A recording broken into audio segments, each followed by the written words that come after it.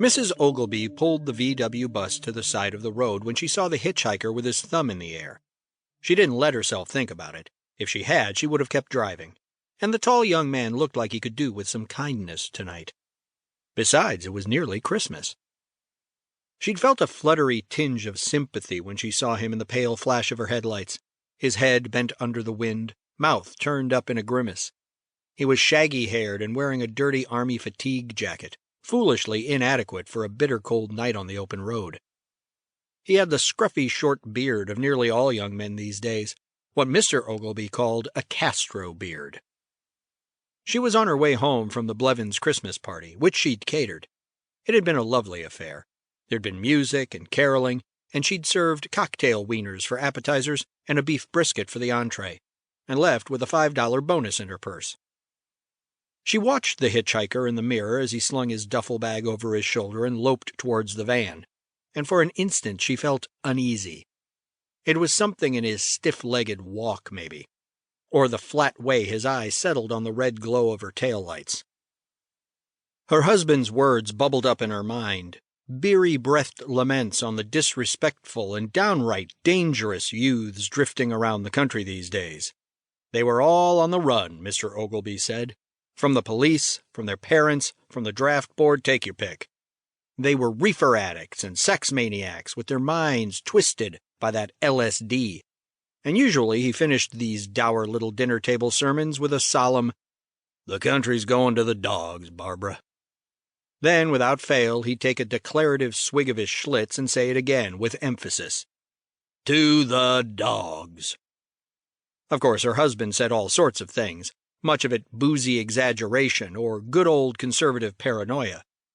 Mr. Ogilvy would wax poetic about how the moon landing was filmed on a Hollywood soundstage, and how the Kennedys cashed checks written by their Soviet handlers. He was right about one thing, however. The country had no shortage of transient young people.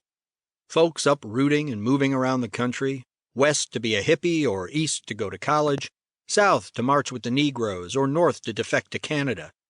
And quiet old Nebraska was the nexus, a placid way station between everywhere else. As the hitchhiker pulled open the door, she gave herself a quick once-over in the mirror. Her gray hair was done up in a bun and her cat-eye glasses rested primly on the tip of her nose.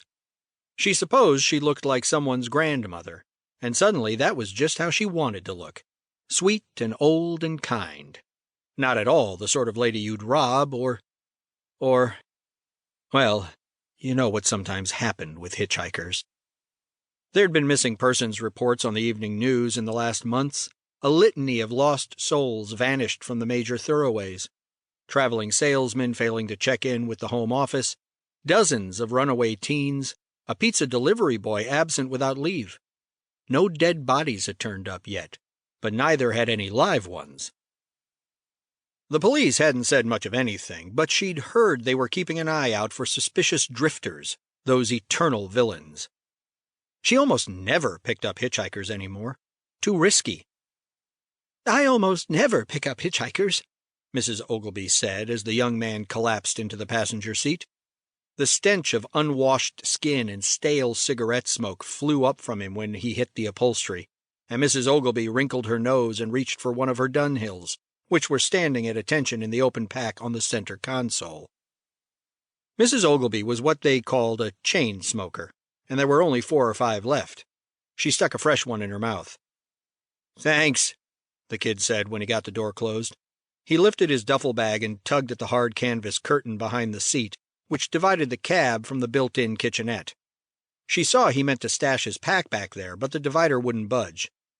"Sorry," Mrs. Ogilvy said. "I'm afraid it doesn't open from this side. I keep my cooking things back there, and I just wasn't expecting any passengers tonight." "Fine," the kid said, and he stuffed his bag under his legs, drew up his knees, and sank as low in the seat as he could.